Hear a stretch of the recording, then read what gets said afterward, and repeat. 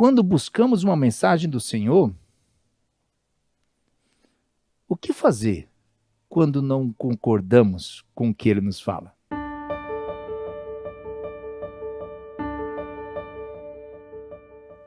Hoje nós vamos seguir com Jeremias, né? E o título é Perto do Fim. Eu imagino que alguns devem pensar, né? Perto do fim, porque de repente, finalmente você está quase chegando no fim de Jeremias. Quase, né? Quase. Ainda tem um bom caminho, mas de fato estamos mais perto do final dessa longa série no livro de Jeremias. Ó, essa já é a mensagem número 34, né? Então, quem já é da comunidade aqui há mais tempo já está tendo que me aguentar com Jeremias há um bom tempo. Eu agradeço a vossa paciência, né? E vamos juntos caminhando com o profeta Jeremias.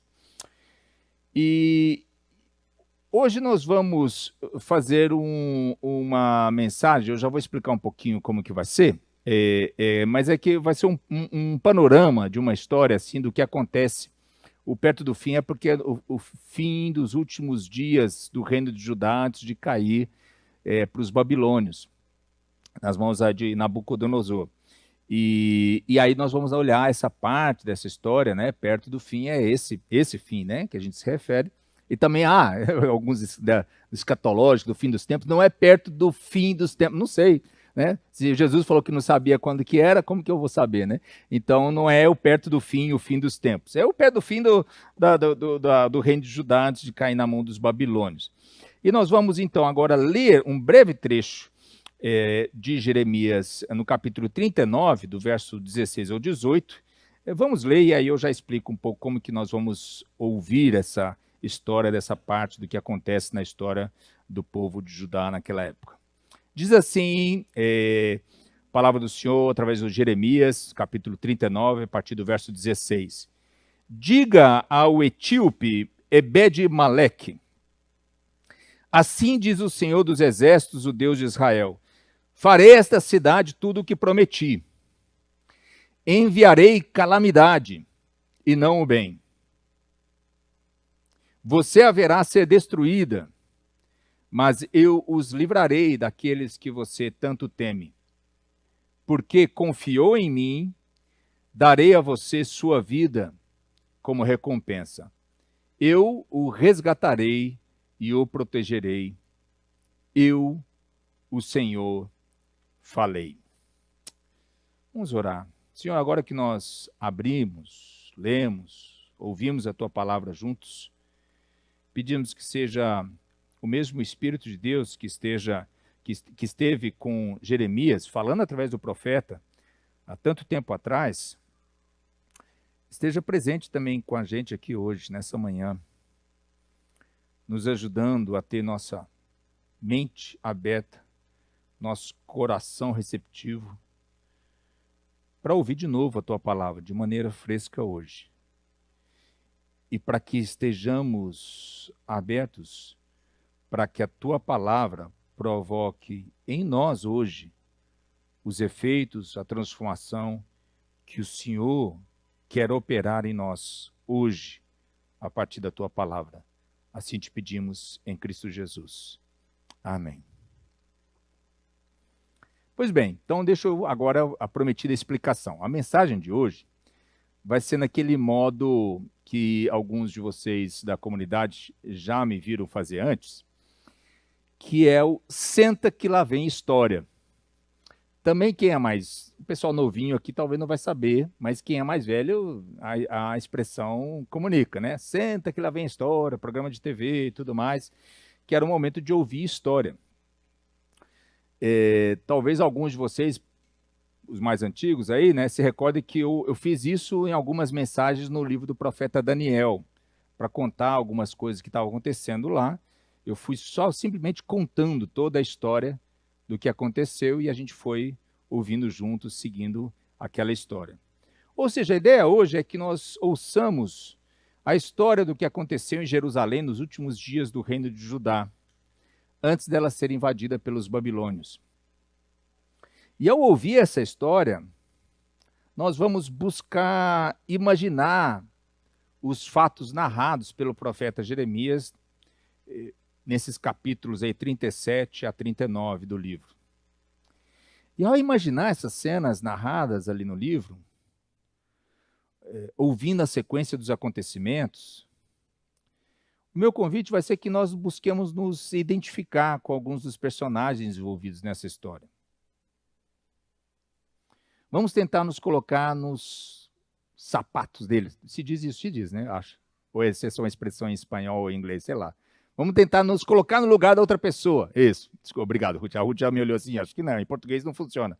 Colocar no sapato de outra pessoa, né? Mas tudo bem. Vocês entenderam a ideia. A gente vai buscar se colocar no lugar daquelas pessoas. A gente vai buscar sentir algo do que eles sentiram. Nós vamos buscar nos perguntar por que será que eles agiram do modo como agiram? Por que eles falaram ou fizeram isso ou aquilo? E assim a gente vai buscar juntos dar sentido ao que aconteceu com eles, entender o que aconteceu. E, obviamente, nesse exercício, nós também vamos buscar fazer as conexões com as nossas histórias hoje. As histórias daquelas pessoas, mas também como se conectam com as nossas histórias, o nosso lugar, quem nós somos na nossa jornada hoje. Daí é o seguinte, em alguns momentos da história que eu vou contar, eu vou fazer algumas pausas. Nesses momentos de pausa, vocês verão esse slide. Então, não precisa se preocupar de me trazer um copo d'água, que eu estou engasgado, que eu estou alguma coisa assim, que eu vou parar mesmo, em alguns momentos. Vocês vão ver essa imagem. E nesse momento, você se pergunte, o que eu estou ouvindo? O que está acontecendo? Como que eu entendo isso que eu estou ouvindo? E busca fazer as conexões com a sua própria situação de vida, buscando não só entender tudo aquilo, mas buscando deixar que a palavra de Deus nos fale de uma maneira fresca, outra vez, hoje, através do profeta Jeremias. Combinado? Tá clara a explicação? Tá boa? Tá boa, Ruth? Tá boa a explicação? Tá boa? Então tá bom. Vamos então à história dos últimos dias do reino de Judá, antes da queda para os babilônios. Os últimos dias. Mas muito tempo atrás, há mais de 2.600 anos, a cidade de Jerusalém sofreu um cerco, um sítio. Ela ficou rodeada pelos exércitos babilônios, que haviam chegado do norte. Não era a primeira vez que isso acontecia. Um pouco mais de 10 anos antes, a cidade já havia sido tomada pelos babilônios e muitos haviam sido levados para o exílio. Inclusive o rei de Judá, cuja capital era Jerusalém, esse rei que se chamava Zedequias, ele apenas era rei de Judá porque ele havia sido colocado nessa posição como rei de Judá por Nabucodonosor, que era o rei da poderosa Babilônia. Zedequias, então, era um rei do tipo pau-mandado. Um rei marionete. Um rei projetado para ser um poste. Alguém que não criasse problemas para o Império Babilônio. E que ali em Jerusalém colaborasse para os interesses desse império. Zedequias era um rei dúbio, inconstante, fraco, difícil de saber onde ele realmente estava. Difícil de saber o que ele realmente queria. Sabem aquela pessoa que é difícil de confiar porque a gente não sabe bem onde ela está? Pois bem, Zedequias, apesar de ter sido colocado como rei de Judá pelo rei Nabucodonosor, nesse momento ele procurou se rebelar contra os babilônios, contra Nabucodonosor. E por isso mesmo a cidade agora estava novamente cercada. E a situação piorava a cada dia, se tornava cada vez mais dramática. O que aconteceria com Jerusalém? O que aconteceria com o povo? Com todas as suas esperanças baseadas na aliança que esse povo, em particular, havia feito com Deus Yahvé, com o poderoso Criador de todas as coisas, soberano de todas as nações, para abençoar eles, mas também as promessas para abençoar todos os povos da terra. O que a gente viu foi que nem Zedequias, nem os seus servos, nem o povo que restou em Judá, queriam dar ouvidos ao que o Senhor lhes dizia através do profeta Jeremias. Zedequias não queria dar ouvidos. Os seus servos oficiais não queriam dar ouvidos à palavra de Deus. O povo não queria dar ouvidos à palavra de Deus. Ainda assim, o rei um dia pediu a Jeremias: ore por nós ao Senhor nosso Deus. Jeremias ainda não havia sido preso, e assim ele ainda conseguia circular livremente entre o povo. Ore por nós. Mas por quê? Por que pedir para orar por nós se eles não queriam ouvir nem seguir a voz de Deus?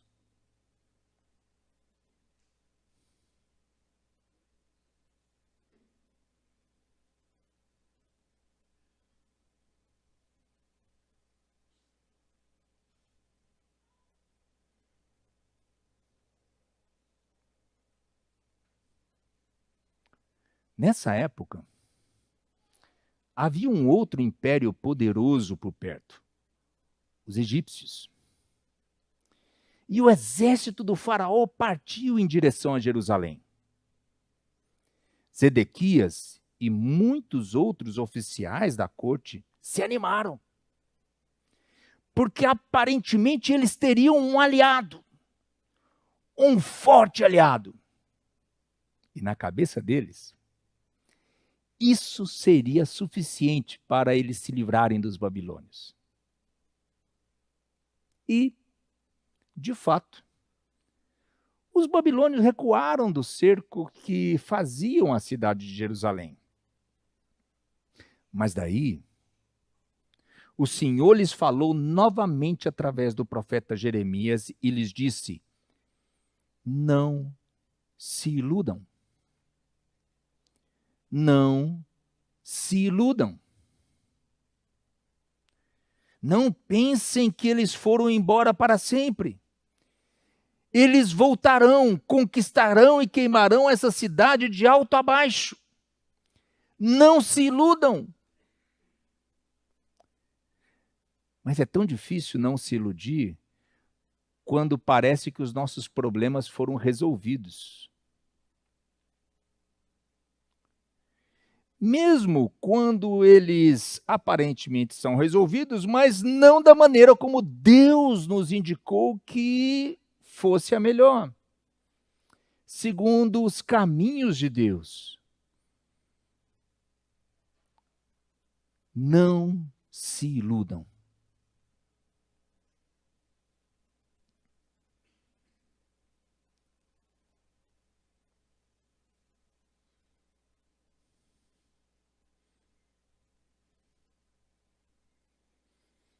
Certo dia, Jeremias resolveu sair da cidade. Ele resolveu ir tomar posse da propriedade que ele tinha no campo. Talvez seja até mesmo aquela propriedade, um campo em Anatote, que Deus havia pedido que ele comprasse como uma mensagem profética ao povo. Mas quando ele estava saindo da cidade de Jerusalém, aconteceu algo grave. Um guarda o prendeu, acusando-o de ser um traidor. O guarda lhe disse: você está desertando para o lado dos babilônios. Convenhamos, não era uma acusação absurda, considerando o conteúdo das mensagens que Jeremias vinha anunciando ao povo, dizendo que eles deveriam se entregar aos babilônios, que eles deveriam se render ao rei da Babilônia. A acusação a Jeremias é injusta. É verdade que é injusta. Tanto que Jeremias protesta e se defende. Não é verdade. Mas não deram ouvidos a Jeremias.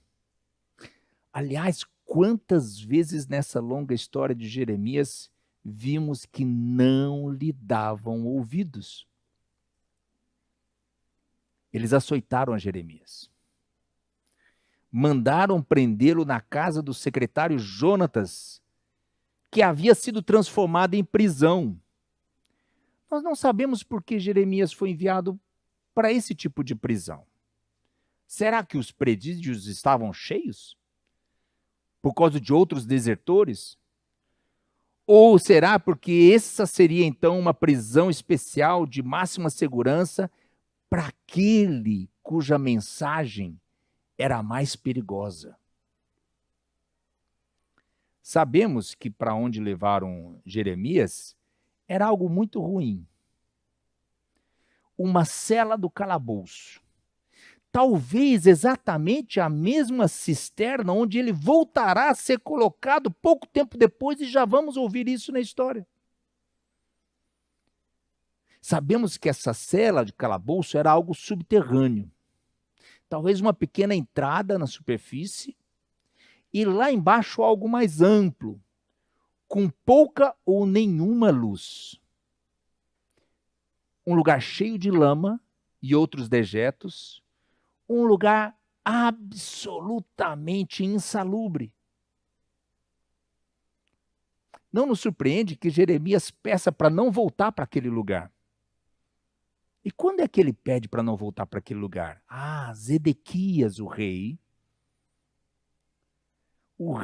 Zedequias, em segredo, pede para trazerem Jeremias para o palácio. E ali no palácio, o rei lhe pergunta: você tem alguma mensagem do Senhor?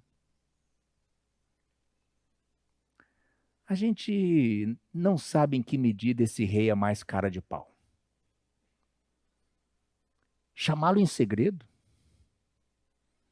Não quer que o vejam falando com o profeta? Perguntar de novo a Jeremias se Jeremias tem uma mensagem da parte de Deus? Para quê? Se as mensagens anteriores que ele recebeu através do profeta Jeremias, ele não deu ouvidos a elas. Quando dessa vez perguntado se tinha alguma mensagem, Jeremias responde, nesse momento, bem curto, direto ao ponto: sim, tenho. Você será entregue ao rei da Babilônia. Sem voltas, sem mais explicações, papo direto e reto de Jeremias agora com o rei. Mas Jeremias estava sofrendo. Daí a gente entende por que nesse momento também Jeremias faz um apelo mais pessoal ao rei. Possivelmente causado por esse grande sofrimento que ele experimentava naquele calabouço. Ele diz ao rei: que crime eu cometi? O que eu fiz de errado? Onde estão aqueles outros profetas que lhe diziam mentiras? Cadê eles? E eu que digo a verdade, estou lá preso? Eu te suplico, rei, não me mande de volta para aquele calabouço. Eu morrerei naquele lugar. Então o rei Zedequias ordenou que Jeremias fosse transferido para a prisão no pátio da guarda do palácio. Também lhe prometeu que lhe daria um pão fresco por dia. Era a ração que as pessoas tinham direito a receber em tempos de guerra. Um pão. Não era muito, mas possivelmente, talvez, era melhor do que ele tinha ou não tinha naquele calabouço. Mas ficaria pior, porque ele receberia esse pão enquanto houvesse pão na cidade. E logo ficamos sabendo que o pão se acaba. Falsas acusações, novos pedidos para receber a mensagem do Senhor. Mas para quê? Se não querem seguir o que ouvem ou recebem como mensagem da parte de Deus. Depois de idas e vindas com Jeremias, por agora, para um profeta, um breve alívio. Mas até quando?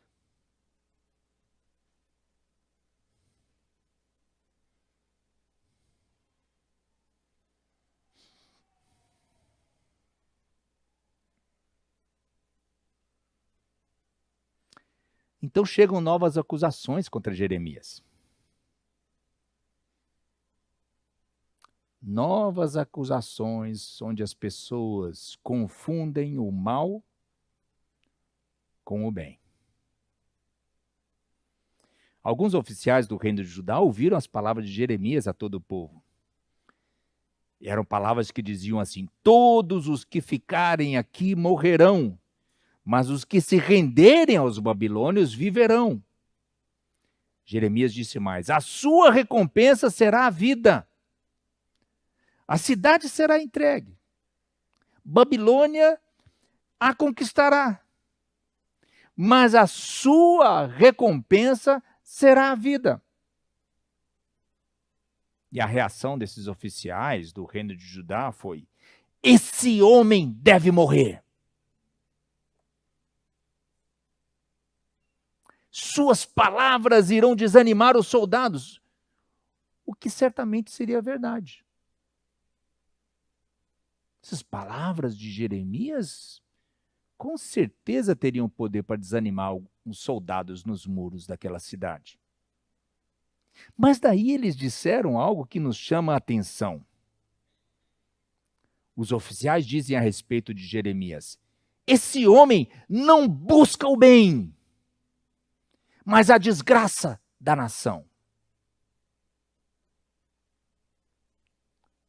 Jeremias não busca o bem?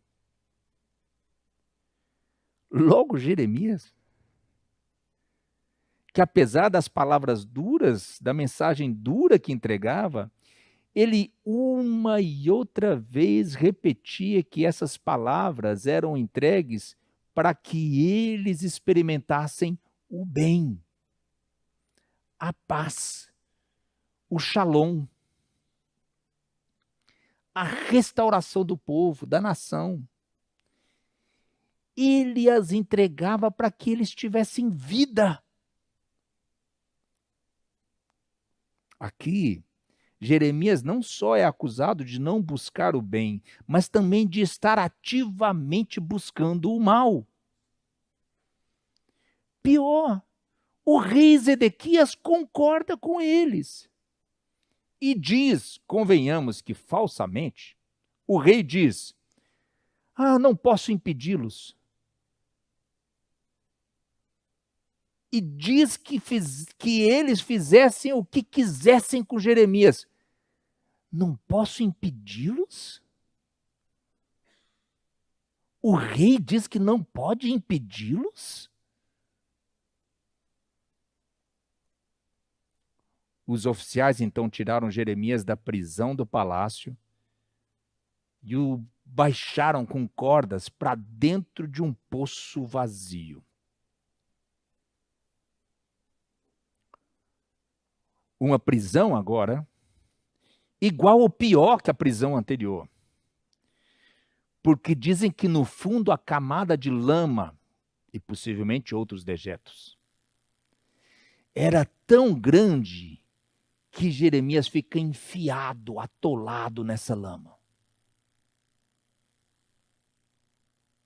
Mentiras, acusações. Imaginamos Jeremias no escuro, no fundo desse poço, atolado na lama, se perguntando: me acusam de buscar o mal, quando na verdade eu busco o bem. Fazem o mal contra mim, pensando que estão fazendo o bem. Aqui no escuro, atolado nessa lama, por que tudo isso?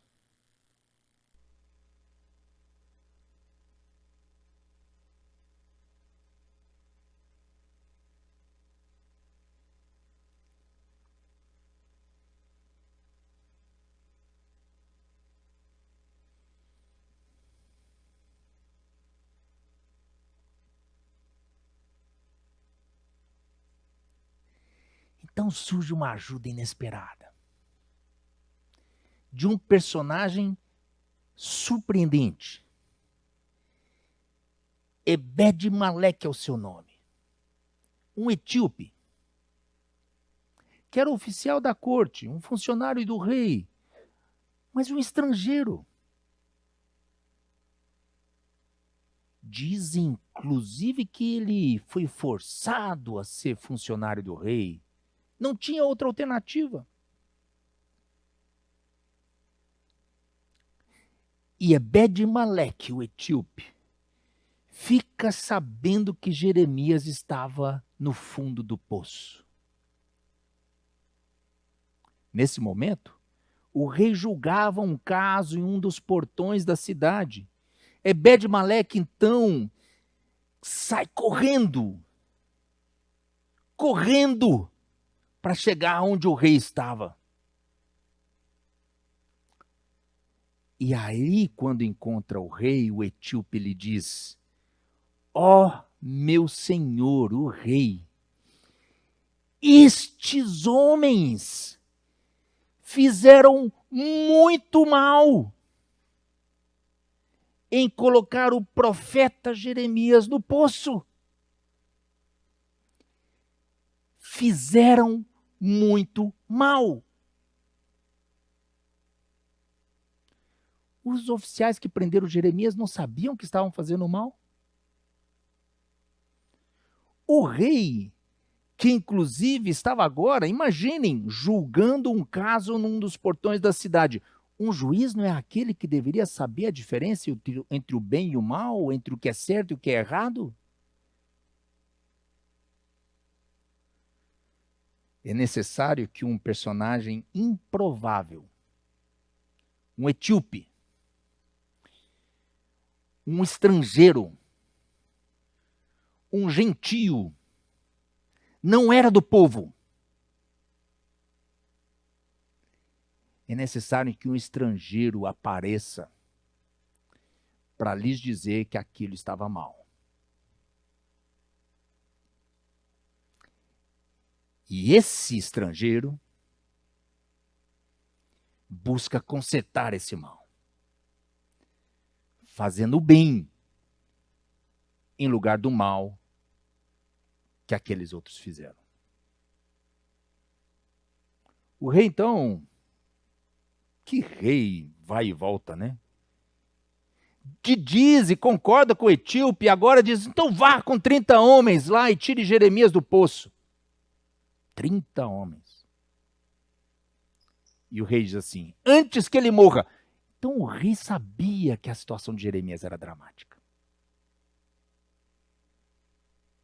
Ebed-Meleque volta correndo. Com 30 homens vai até o poço. Ele sabe que a situação é terrível. Ele busca uns pedaços de pano velho, roupas velhas, cordas.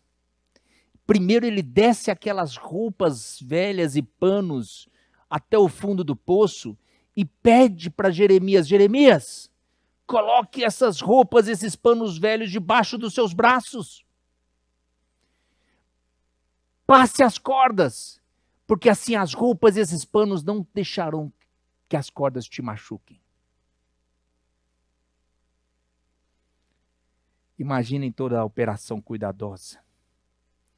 E quando tudo estava pronto, eles puxam a Jeremias do fundo do poço. E aí ele é levado para o pátio da guarda de novo, onde continua preso. Quantas vezes quem pensa que faz o bem, faz o mal. E muito mal. Quantas vezes de onde não esperamos, vem o bem. Ele aparece, redime e conserta o que estava mal.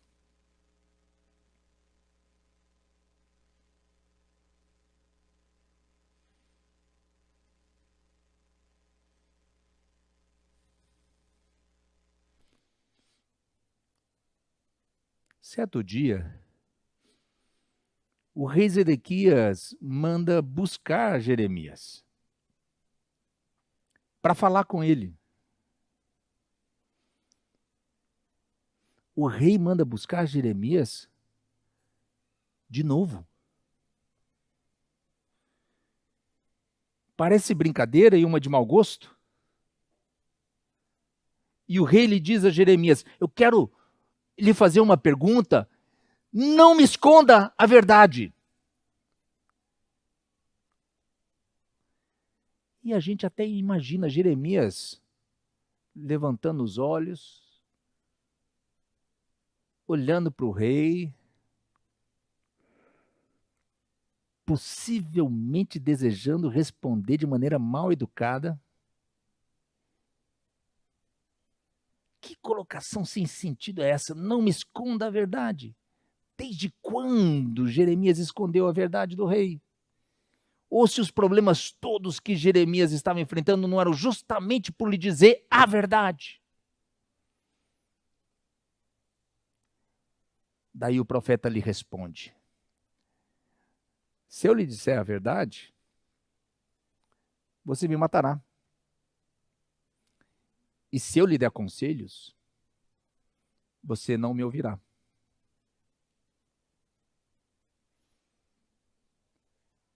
Quem pode tirar a razão de Jeremias nessas palavras? Daí Zedequias lhe faz outra promessa vazia, em segredo. Diz assim: tão certo como vive o Senhor que nos criou, não o matarei, nem o entregarei aos homens que desejam tirar a sua vida. Era uma promessa tão sem sentido. E ainda usando o nome de Deus, usando o nome do Senhor para isso. O nome do Senhor que ele não segue. Aliás, nessa conversa, essa promessa vai ser desdita logo depois, quando o rei ameaçará Jeremias de morte. Aí a gente se pergunta, para que dizer coisas que a gente não acredita?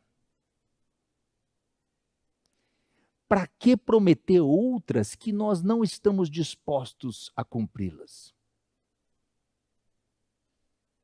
Se por um lado o rei revela o seu caráter mesquinho nas suas palavras, nas suas atitudes, o profeta Jeremias também aqui revelou o seu coração em sua resposta ao rei.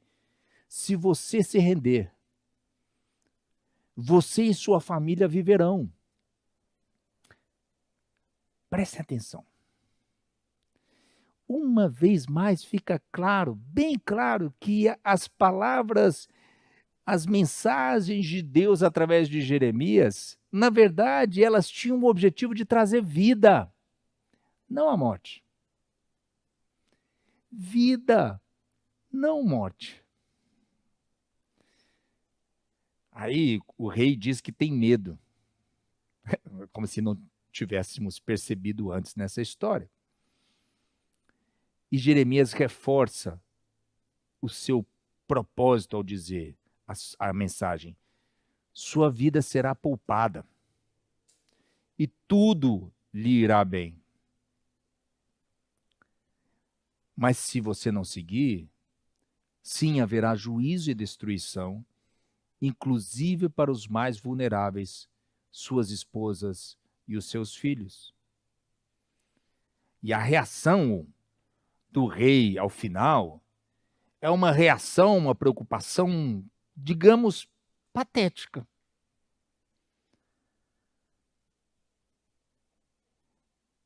Foi apenas a ameaça para que outros não soubessem dessa conversa. Se alguém souber dessa conversa, você morrerá. É isso que o rei está preocupado?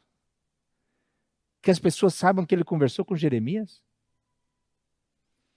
E uma ameaça que contradiz o que ele recém havia prometido a Jeremias. De fato, acontece isso. Outros oficiais vêm até Jeremias para perguntar a ele o que ele havia conversado com o rei. E sabe o que acontece? Jeremias não lhes diz mais nada. A gente fica pensando se para Jeremias agora ele já havia entendido que já não era hora de falar nada mais. O tempo do juízo se aproximava. Os últimos dias de Jerusalém chegavam. Não me esconda a verdade. Jeremias a diz de novo.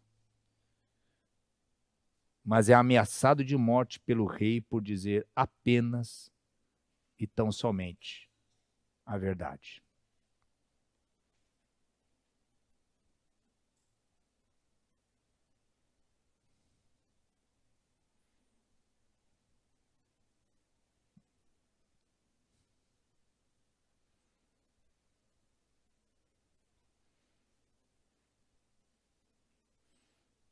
Como anunciado,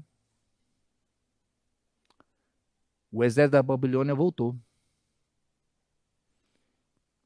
O exército da Babilônia voltou a cercar Jerusalém. 6 meses depois que voltou a cercar Jerusalém, conseguiram abrir uma brecha no muro da cidade. E aí o exército babilônio entrou na cidade. O rei Zedequias, com alguns soldados, fogem pela noite para o vale do Rio Jordão. Os babilônios os perseguem, os capturam, levam Zedequias a um julgamento pelo próprio rei Nabucodonosor. Os filhos de Zedequias e os seus nobres são mortos na frente de Zedequias. Nabucodonosor coloca Zedequias para ver isso acontecer. Antes de ordenar que os olhos de Zedequias fossem arrancados. Ele é atado com correntes de bronze e é levado para a Babilônia. Terrível fim para o rei Zedequias.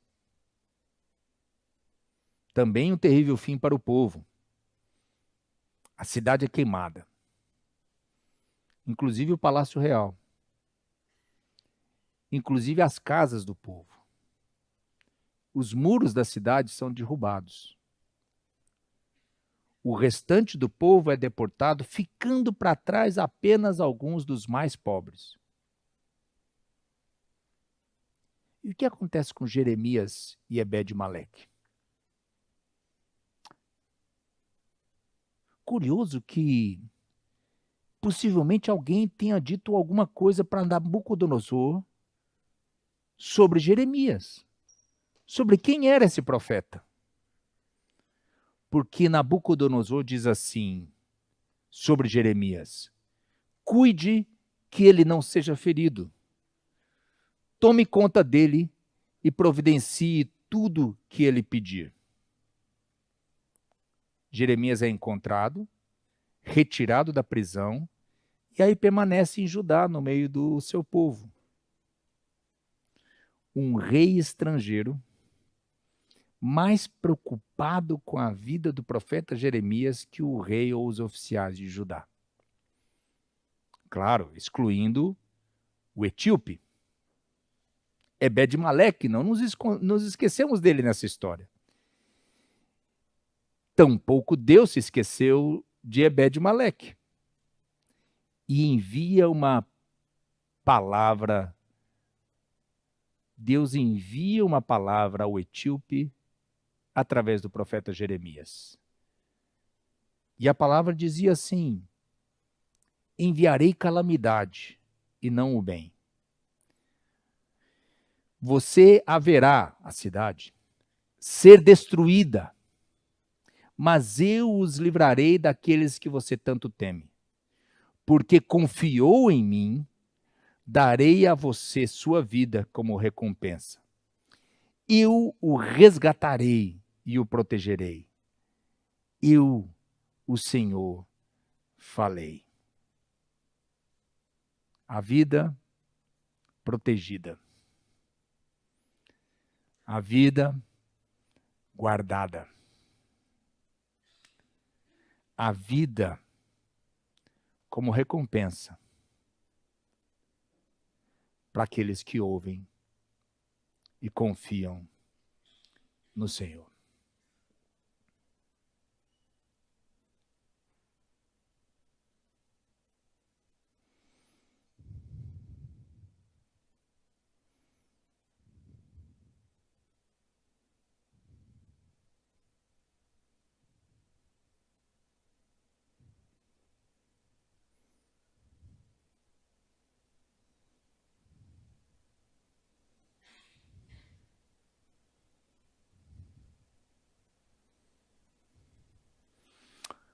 E além das perguntas que vocês devem estar se levando, já com vocês, que Deus possa ter colocado no coração de vocês durante esses momentos de pausa e ao ouvir a história, eu deixo 3 outras perguntas aqui com vocês. Por que às vezes confundimos o mal com o bem? O que acontece que a gente faz essa confusão?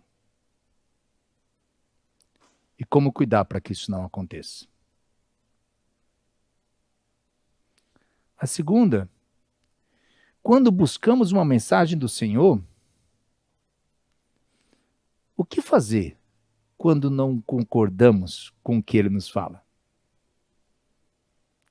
Creio que é uma pergunta importante para a gente não cair nos mesmos erros de Zedequias, dos oficiais daquele tempo. E a última é: muda algo em nós entender que a palavra que vem de Deus para a gente, na verdade, ela tem um propósito final de trazer vida, paz, vida, restauração, não destruição. Se a gente entende que a palavra de Deus para a gente é para trazer vida, que mudança isso provoca em nós? Que Deus nos ajude a ouvir essa história do profeta Jeremias, dos últimos dias do reino de Judá, e a fazer as pontes necessárias com as nossas histórias nos dias de hoje. Deus nos abençoe.